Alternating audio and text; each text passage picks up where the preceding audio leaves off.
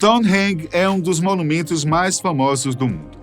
Localizado em Wiltshire, o sítio pré-histórico atrai mais de 1 milhão de turistas todos os anos. Mas quando foi que Stonehenge foi realmente construído? Para que ele foi usado? E por que Charles Darwin fez uma visita na década de 1880? Stonehenge é um dos monumentos mais emblemáticos do mundo. Mais de 1 milhão de pessoas visitam o local todos os anos e os números estão aumentando, especialmente desde a abertura de um novo centro de visitantes. No entanto, pouco se sabe sobre a estrutura e uma completa ausência de material escrito significa que podemos apenas especular sobre sua criação e significado.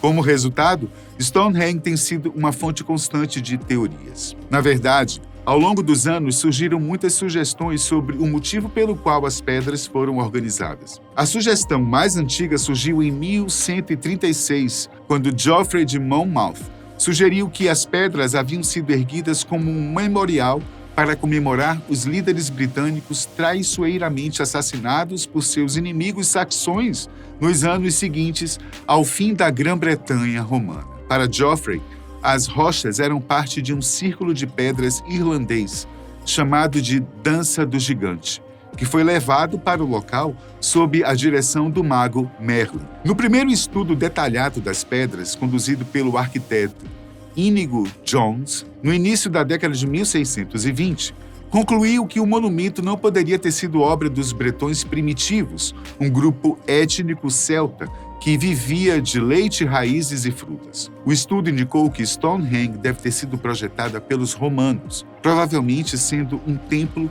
dedicado a Apolo.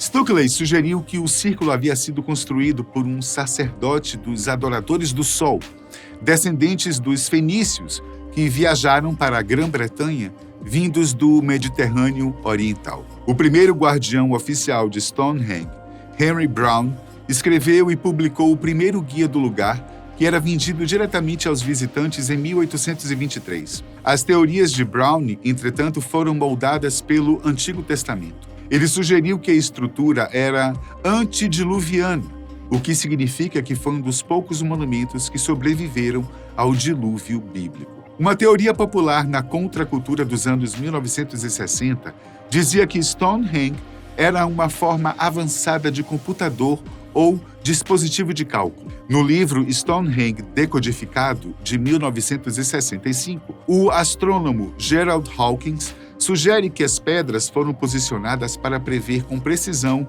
os principais eventos astronômicos. Muitas das ideias de Hawkins sobre Stonehenge como observatório pré-histórico foram descartadas.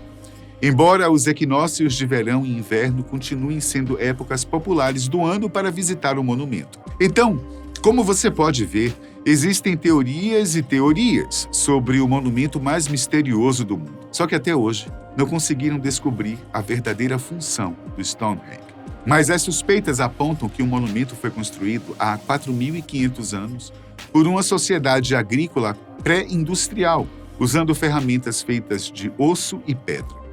O trabalho no local começou em algum momento depois de 3000 a.C., com a construção de um recinto de terraplanagem circular externamente escavado. Por que essa parte específica da planície foi considerada importante?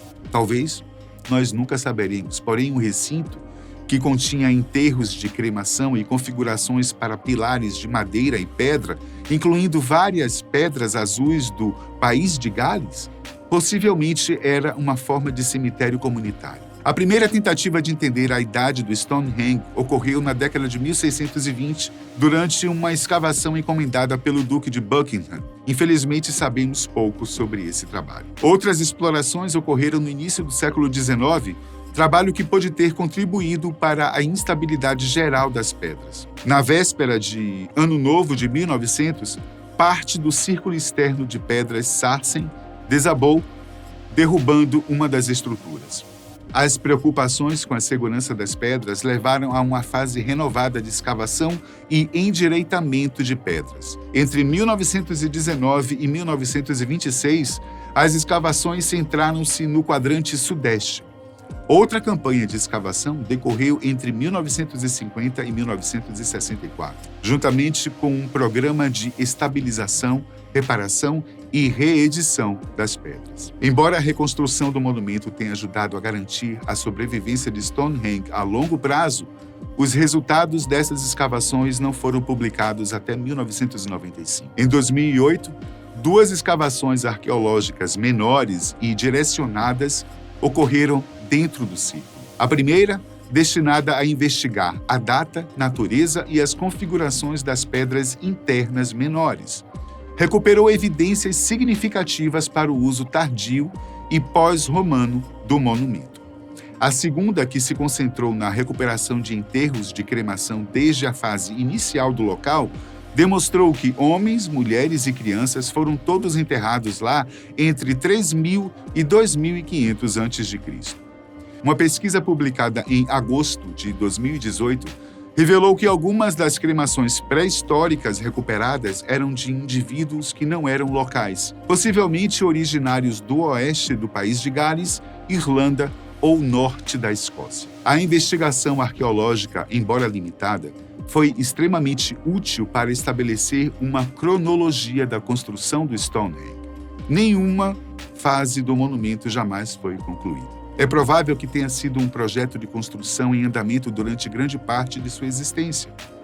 Outra coisa que muita gente se pergunta sobre o Stonehenge é a origem das suas pedras. Geologicamente falando, 2 fontes distintas podem ser identificadas. Os pilares mais impressionantes, os sarsens, foram adquiridos no local. Ainda hoje, as pedras sarsen podem ser encontradas, e embora nenhuma seja hoje tão grande quanto os registrados em Stonehenge, provavelmente foi da própria região que retiraram as grandes pedras que pesam entre 30 e 40 toneladas. De Melbourne, uma pequena vila da região, é provável que os blocos de formato mais grosseiro tenham sido transportados pela paisagem ondulante de Wiltshire até onde está hoje. A maneira como isso foi feito, dada a tecnologia e os recursos disponíveis para o povo neolítico, continua a deixar perplexos, intrigados e surpreendidos os cientistas que estudam e tentam entender o local. Os pilares menores de pedra azul, as chamadas Bluestone, são de origem vulcânica e ígnea. A fonte mais provável deles são as montanhas Preseli, no país de Gales, onde trabalhos arqueológicos recentes sugerem a presença de pedreiras pré-históricas. É possível que as pedras tenham sido cortadas por encomenda, ao mesmo tempo que elas podem ter feito parte de um círculo de pedras galês. Ao longo da história, este monumento de pedra que ainda tentamos entender a sua função esteve em risco várias vezes. A planície de Salisbury, onde o monumento se encontra, foi um campo de treinamento por mais de um século. Durante a Primeira Guerra Mundial foram feitos testes de minas, assim como a prática de tiro de tanques e artilharia. Tudo isso fez com que algumas pedras se movessem e se quebrassem. Em 1917, com a chegada da Força Aérea Britânica, muitas aeronaves passaram perto da estrutura ao pousar. Antes disso, no final do século XIX, muitos visitantes roubaram pedras regularmente para levar para casa, além de gravar suas iniciais no monumento. Muitos turistas também acampavam dentro do círculo de pedras, cavando fogueiras que, aparentemente, minavam a estabilidade das pedras. O acesso irrestrito ao interior de Stonehenge em meados do século XX resultou em erosão significativa e aumento do lixo oriundo dos piqueniques.